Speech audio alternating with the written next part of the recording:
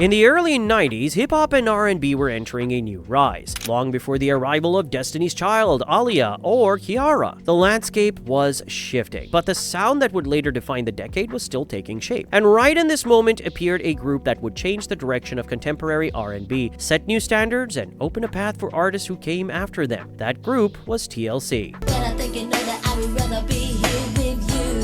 In Atlanta, which was quickly becoming a magnet for young musicians, a teenager named Crystal Jones was putting together a girl group that looked nothing like the polished, hyper-feminine acts dominating the charts. At the same time, in that same city, singer Perry Pebbles Reid, newly married to industry powerhouse L.A. Reid, was stepping into the business side of music. She launched her company Pebitone with the intention of shaping new artists. The ambitions of both sides aligned neatly. Crystal's young group needed a label, and Pebbles needed talent. Their stories collided, giving TLC their unlikely beginning. The original trio consisted of Crystal Jones, Tion Watkins, and Lisa Lopes. They auditioned for Pebbles, and although the chemistry between Tion and Lisa was obvious, Crystal's confidence and business awareness made Pebbles uneasy. Crystal asked for a personal lawyer for the girls and requested copies of all contracts, a level of caution Pebbles had no interest in encouraging. The group was too young, too inexperienced, and too excited to notice the danger. Crystal was removed before the group even launched, officially for not fitting the vibe,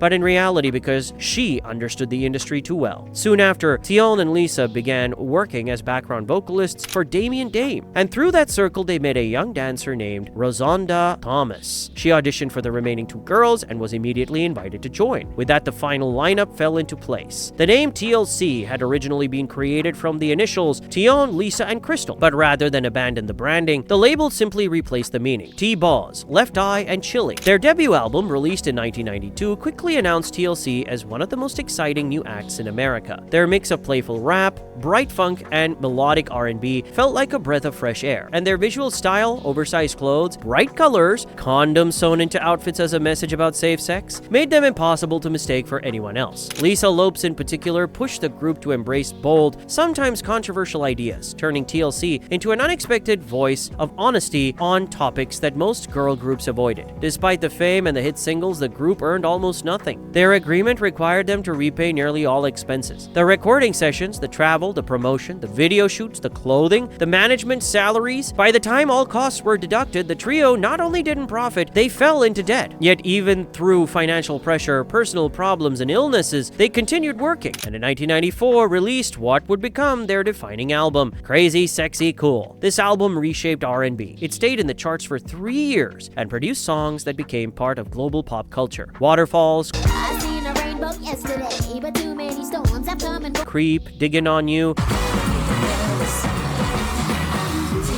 Tracks that carried emotional honesty, social commentary, and melodic sophistication in a way that felt both intimate and universal. TLC were everywhere, on MTV, at award shows, at the Grammys. They became the first black girl group to win Video of the Year at the VMAs. Billboard named them Artist of the Year. For a moment, TLC were at the center of the musical world. In 1995, at the height of their international success, the group filed for bankruptcy with more than $3 million in debt. And as court battles with the label dragged on, tensions inside the trio began to grow. Lisa Lopes, the most creatively restless of the group, wanted to expand beyond TLC. By the late 90s, she had already founded her own production company and discovered a new girl group, Black, whose early success only strengthened her reputation as a visionary. She developed her own solo music as well, joining high-profile collaborations and shaping her own artistic identity. The internal relationships became increasingly strained, particularly around their longtime producer, Dallas Austin, but the group still managed to move forward, releasing their third album, Fan Mail, in 1999. With its futuristic aesthetic and confident sound, the album delivered new hits, including No Scrubs and Unpretty, and solidified TLC's status as icons of their generation. At the same time, Lisa was deepening her interest in spirituality, healing practices, and philosophical exploration, a path that eventually led her to Honduras. In 2002, during a trip where she was filming a documentary about her personal journey, Lisa Lopes was killed in a car accident. The news spread instantly across the world. TLC, the best-selling best-selling girl group on earth at the time, had lost one of its founding voices, the rapper, the writer, the creative spark that helped define who they were. Tion and Chili withdrew from the public eye for some time, unable to find words to explain their grief. Speculation quickly began about a possible replacement, but the two remaining members refused the idea entirely. There could be no new Left Eye. Years later, they reunited and released new music, continuing as a duo. But by 2017, the era of their global dominance had passed.